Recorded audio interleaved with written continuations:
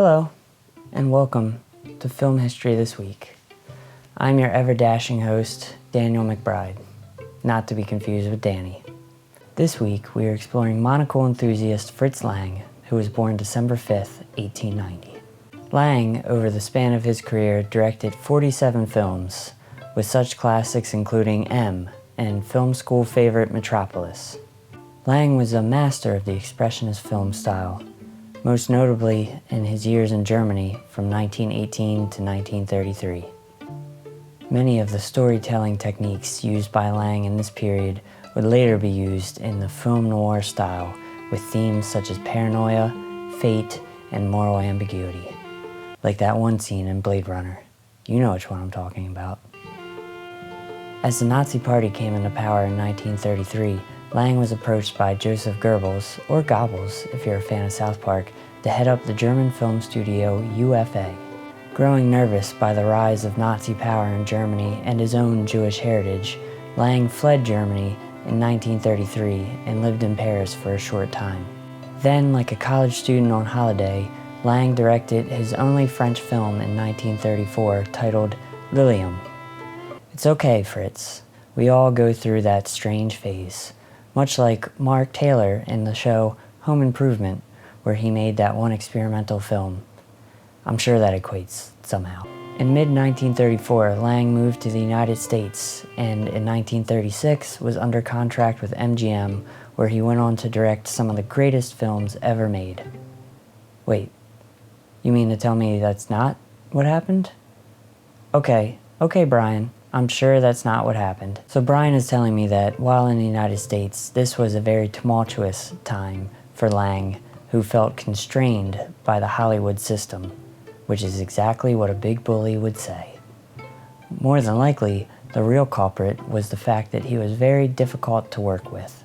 In one story, Lang allegedly threw Peter Lorre down a flight of stairs before filming the final scene in the film M to give him a more battered, unique look for the scene. Although the way I heard it was that Mr. Lang had a vision of the future and where he saw Peter Lorre starring in Roger Corman-directed horror films and was merely trying to save him from a fate worse than death. Just a rumor. I'm not sure if that's really what happened, but that's what I hear. Hashtag Fritz sees the future. Getting less and less work in the United States, Fritz went back to Germany in the 1950s, where he would go on to direct his final films, The Indian Tomb, The Thousand Eyes of Dr. Mabuse, and Journey to the Lost City. With age, he began experiencing failing eyesight, and by the mid-1960s was almost completely blind. His last on-screen appearance was in the Jean-Luc Godard film Contempt in 1963. On August 2, 1976, Fritz Lang would pass away from a stroke in Beverly Hills, California.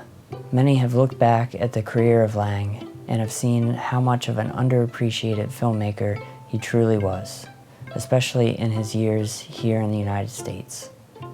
Lang essentially pioneered the sci-fi genre of film with his motion picture Metropolis, a genre which would later bring such classics to humanity as The Puma Man and Theodore Rex. Get back up again. Oh. And for that, I raise a glass to you, Mr. Lang. May your films and your vision continue to inspire in the halls of humanity. For Film History This Week, I have been your mildly drunk host, Daniel Ruckenstock.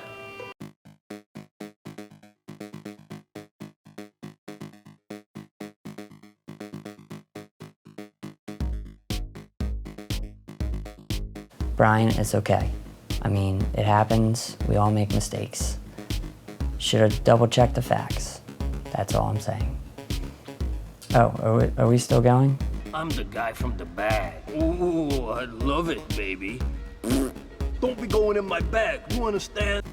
Thank you for watching, everyone, and I hope to continue doing more film history this week, every week, continuing on into 2019.